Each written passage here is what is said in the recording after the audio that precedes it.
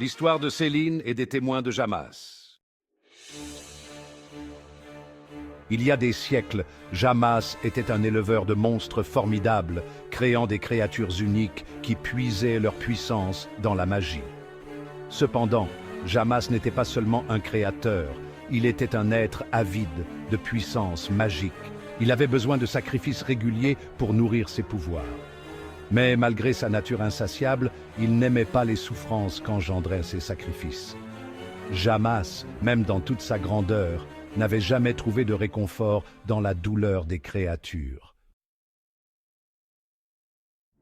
Céline, une prêtresse au cœur pur, vit les tourments de Jamas et comprit qu'il y avait un moyen de concilier la demande de sacrifice avec la compassion.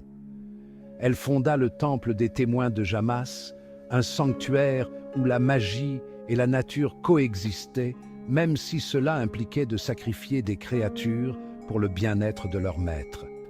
Mais Céline, loin d'être indifférente à la souffrance, choisit d'apporter sa propre solution.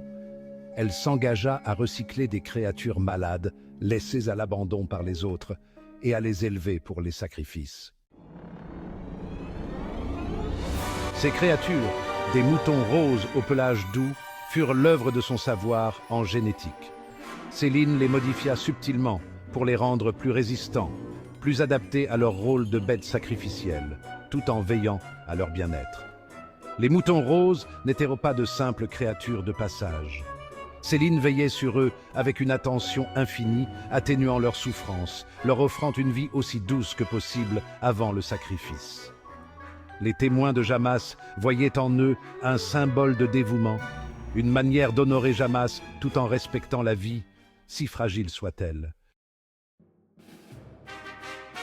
Chaque année, lors de la grande fête des témoins, 100 de ces moutons roses étaient sacrifiés en l'honneur de Jamas.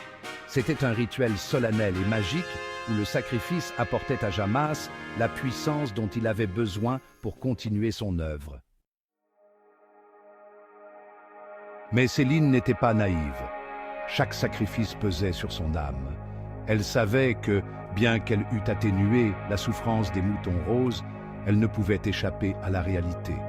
Ces créatures étaient vouées à mourir pour nourrir la magie. Et chaque sacrifice la rapprochait un peu plus du fardeau qu'elle portait depuis la fondation du temple. Elle se demandait parfois si sa création, bien que salvatrice pour ces monstres malades, n'était pas une forme de manipulation déguisée, une manière de justifier l'injustifiable. Certains fidèles du temple la vénéraient, la voyant comme une figure sage qui avait su comprendre le délicat équilibre entre la nature et la magie.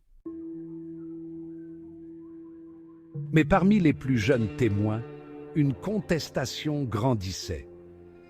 Ils se demandaient si les sacrifices étaient vraiment nécessaires, ou si Céline, dans sa quête de maintenir l'équilibre entre le bien-être des créatures et les exigences de Jamas, ne se mentait pas à elle-même.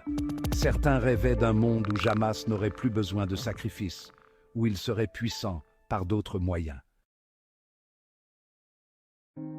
Céline, quant à elle, restait fidèle à sa mission. Elle croyait que, malgré tout, ce sacrifice était un mal nécessaire pour maintenir l'ordre magique, pour protéger son temple et son peuple. Mais, dans ces moments de doute, elle se retrouvait à regarder les moutons roses, ces créatures qu'elle avait sauvées de la maladie, et se demandait si un jour, elle trouverait un moyen d'honorer Jamas sans avoir à sacrifier davantage. Ainsi, le temple des témoins de Jamas perdurait, avec ses fêtes et ses sacrifices, dans l'espoir que, peut-être, un autre chemin serait trouvé. Mais en attendant, Céline continuerait de mener ce rituel, fidèle à sa vocation, même si cela signifiait encore et toujours nourrir la magie de Jamas avec des sacrifices d'innocents.